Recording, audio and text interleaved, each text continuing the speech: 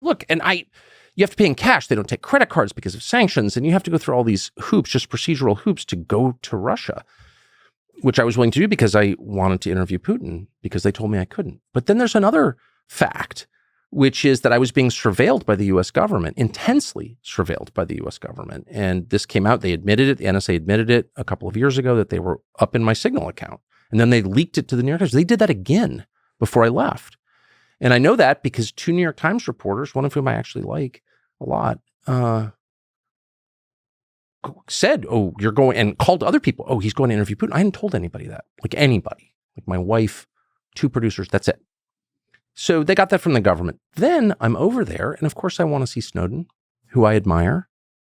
And so we have a mutual friend. So I got his text and come on over, and Snowden does not want publicity at all. Mm-hmm. And so, but I really wanted to have dinner with him. So we had dinner in my hotel room at the Four Seasons in Moscow. And I tried to convince him, I'd love to do an interview, shoot it on my iPhone. I'd love to take a picture together and put it on the internet because I just want to show support because I think he's been railroaded. He had no interest in living in Russia, no intention of being in Russia. The whole thing is a lie. But anyway, whatever, all this stuff. And he just said, respectfully, I'd rather not anyone know that we met. Great.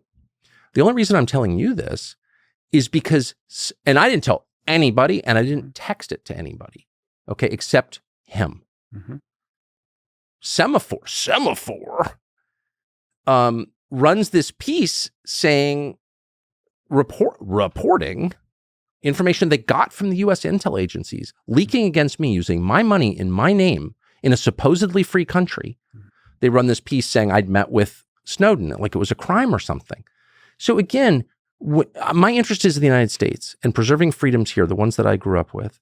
And if you have a media establishment that acts as an auxiliary of, or acts as employees of the national security state, you don't have a free country.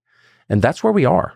And I'm not guessing because I spent my entire life in that world. 33 years I worked in big news companies. And so I know how it works. I know the people involved in it. I could name them. Ben Smith of Semaphore, among many others. And I find that really objectionable, not just on principle either, in effect, in practice. I don't want to live in that kind of country. And people are like, they externalize all of their anxiety about this, I have noticed. So it's like, Russia's not free. Yeah, I know. Neither's, Burkina Faso. Like most countries aren't free actually, but we are. We're the United States, we're different. And that's my concern. Preserving that is my concern. And so they get so exercised about what's happening in other parts of the world, places they've never been, know nothing about. It's almost a way of ignoring what's happening in their own country right around them. I find it so strange